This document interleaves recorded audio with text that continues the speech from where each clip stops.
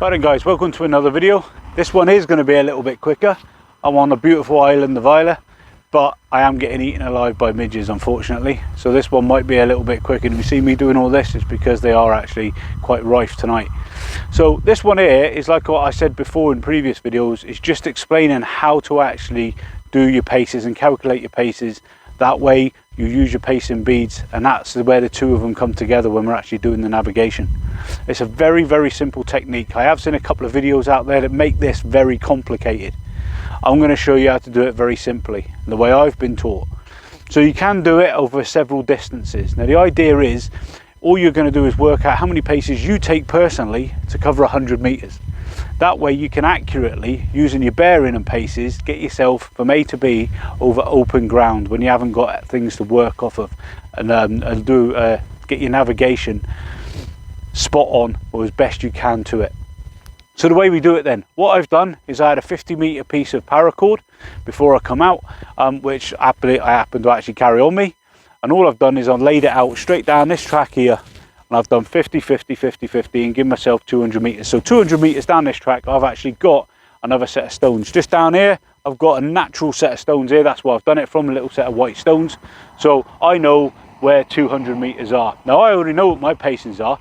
The reason I'm going to do this is to show you how to do it. Now the more ground you use, up to 2, 3, 4, up to 500 meters, probably the more accurate you're going to get this. You don't want to be doing it, if you can, over short distances, say 25 meters, because you don't walk naturally for 25 meters when you're counting. You want the longer it is, and then I'll explain how you split it down when you can. You can also do this over 50 meters if you haven't actually got the space to do it, or you want to get this done quickly. Just measure yourself out 50 meters, and then obviously you would double that to get your 100 meters pacings. So what I'm going to do now is literally do my pacings. Now when I step off from this, it may sound a bit weird, I always step off on my right foot first, because my left foot is the one I'm going to be counting on. And the way it would work is I'd literally go 1, 2. And the reason I do that is because when I come to the end, and I would up the end there and I get to 100 meters, I would go 100, 1. And that's the way I work. So that's why I would always count my left leg, but I will step off first when I'm counting on the right.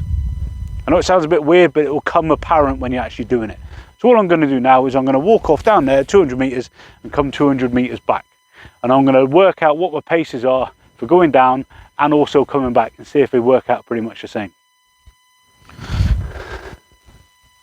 1, 2, 3, 4, 5.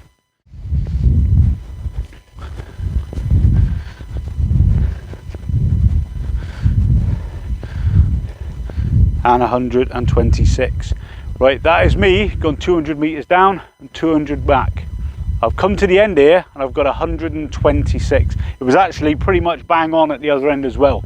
Now all I'm going to do to work out what my 100 meters are is take the 126 and cut it in half. That's my 200 meters done.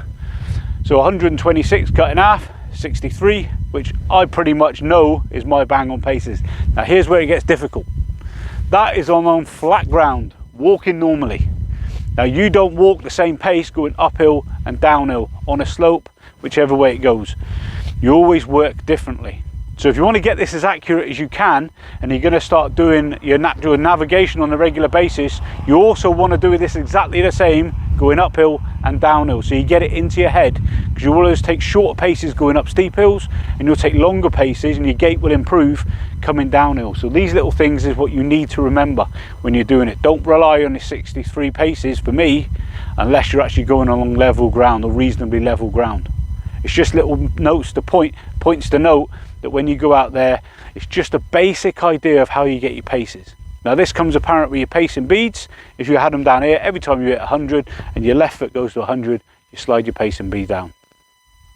That, guys, is as simple as it is. Mark out your paces. I recommend at least 200 meters. Walk your 200 meters, count your paces, turn around, walk 200 meters back, get your average.